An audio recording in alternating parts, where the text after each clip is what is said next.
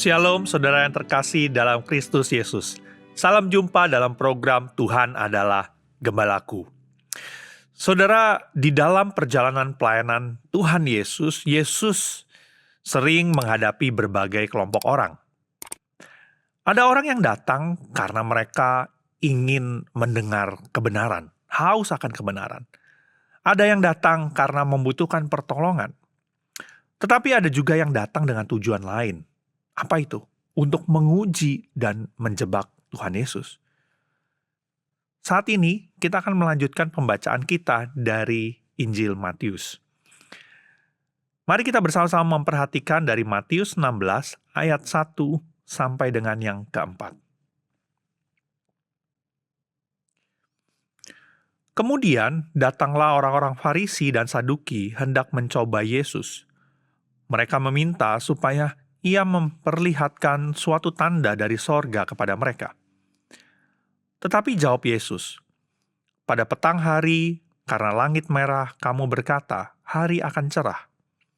Dan pada pagi hari, karena langit merah dan redup, kamu berkata, hari buruk. Rupa langit, kamu tahu membedakannya. Tetapi tanda-tanda zaman, tidak. Angkatan yang jahat dan tidak setia ini menuntut suatu tanda, tetapi kepada mereka tidak akan diberikan tanda selain tanda Nabi Yunus." Lalu Yesus meninggalkan mereka dan pergi. Saudara, di dalam Matius 16 ini, dua kelompok yang biasanya tidak sejalan, yaitu Farisi dan Saduki, tiba-tiba bersatu. Bukan untuk mencari Tuhan Yesus, bukan untuk mendapatkan kebenaran, tetapi mereka bersatu untuk mencobai Tuhan Yesus. Dan mereka meminta satu hal, tunjukkan kepada kami tanda dari surga. Saudara, mari kita membayangkan ada seorang dokter yang sudah berkali-kali mengobati orang, dan orang itu, pasien itu akhirnya sembuh. Orang-orang telah melihat sendiri bagaimana pasien-pasien yang tadinya sakit, akhirnya diberikan obat, diperiksa dengan baik dan sembuh. Namun suatu hari, sekelompok orang datang dan berkata, "Kalau kamu benar dokter, buktikan kepada kami kalau engkau dokter. Kami ingin melihat sesuatu yang lebih spektakuler." Saudara, padahal bukti sudah ada. Tapi masalah mereka apa? Mereka tidak mau percaya. Seringkali masalahnya bukan kurang bukti, tetapi hati yang tidak mau menerima kebenaran. Begitulah yang terjadi dengan para pemimpin agama di zaman Tuhan Yesus. Saudara, di dalam ayat yang pertama dikatakan bahwa Farisi dan Saduki datang untuk mencobai Tuhan Yesus. Ini sesuatu yang menarik, karena dua kelompok ini sebenarnya seringkali berbeda pendapat. Orang Farisi sangat ketat memegang tradisi dan hukum Taurat. Sedangkan orang Saduki itu lebih rasional dan bahkan tidak percaya kepada kebangkitan orang mati. Namun ketika mereka berbicara tentang Tuhan Yesus, mereka bersatu. Kenapa? Ya, karena terang selalu mengganggu mereka yang nyaman di dalam kegelapan. Mereka meminta satu tanda dari surga. Padahal kalau kita membaca bagian-bagian sebelumnya, perikop sebelumnya, di sana kita bisa melihat bahwa Yesus sudah melakukan begitu banyak tanda. Menyembuhkan orang sakit, memberi makan ribuan orang, mengusir roh jahat, menenangkan badai. Tanda sudah banyak. Namun Yesus berkata sesuatu yang sangat tajam. Rupa langit kamu tahu membedakannya, tetapi tanda-tanda zaman tidak. Orang-orang pada zaman itu bisa membaca cuaca dari warna langit. Langit yang merah di sore hari menandakan bahwa cuaca akan cerah. Langit merah di pagi hari menandakan akan datangnya badai. Mereka peka terhadap tanda alam, tetapi apa? Mereka gagal mengenali sesuatu yang jauh lebih besar. Mesias berdiri di depan mereka.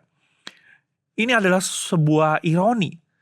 Mereka ini adalah orang-orang yang ahli dalam kitab suci. Mereka belajar Taurat. tetapi tidak mengenali penggenapan kitab suci itu. Yesus kemudian berkata, angkatan yang jahat dan tidak setia ini menuntut suatu tanda. Saudara, Yesus bukan menolak memberikan tanda karena dia tidak bisa melakukannya, bukan. Tetapi Tuhan Yesus menolak karena apa? Tuntutan itu lahir dari hati yang keras. Lalu Yesus menyebut satu tanda saja, tanda Nabi Yunus. Apa artinya? Seperti Yunus berada di dalam perut ikan selama 3 hari. Demikian juga anak manusia yang berada di dalam perut bumi dan kemudian bangkit. Yesus sedang menunjuk kepada kematian dan kebangkitannya. Itu adalah tanda yang terbesar. Bukan mukjizat spektakuler di langit, tetapi salib dan kubur yang kosong. Lalu dikatakan, Yesus meninggalkan mereka dan pergi. Ini sangat menarik. Saudara, kadang-kadang ketika hati manusia terus menolak kebenaran, Yesus tidak memaksa. Dia pergi. Kisah ini bukan hanya tentang Farisi dan Saduki. Kisah ini juga bisa menjadi cermin bagi setiap kita. Seringkali kita berkata kepada Tuhan, Tuhan, kalau Engkau benar ada, tunjukkan sesuatu kepada saya. Tuhan, berikan saya tanda. Tuhan, lakukan sesuatu supaya aku percaya. Namun seringkali Tuhan bekerja begitu banyak di dalam hidup kita.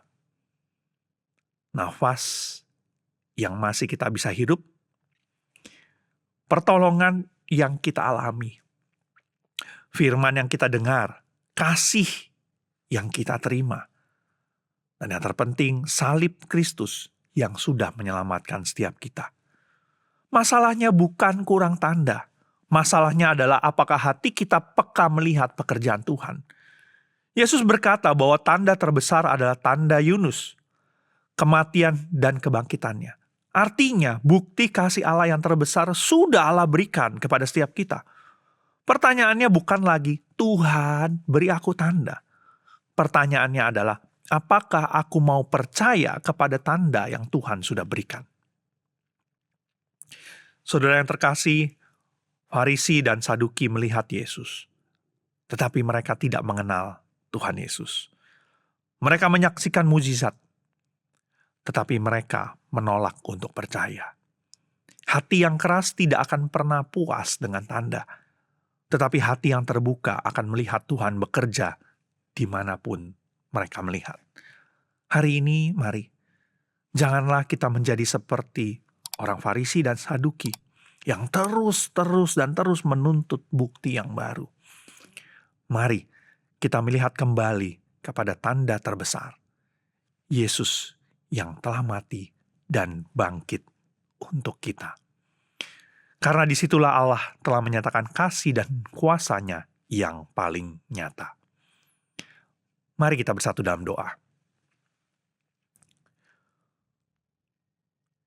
Ya Tuhan, ajar kami untuk percaya kepadamu.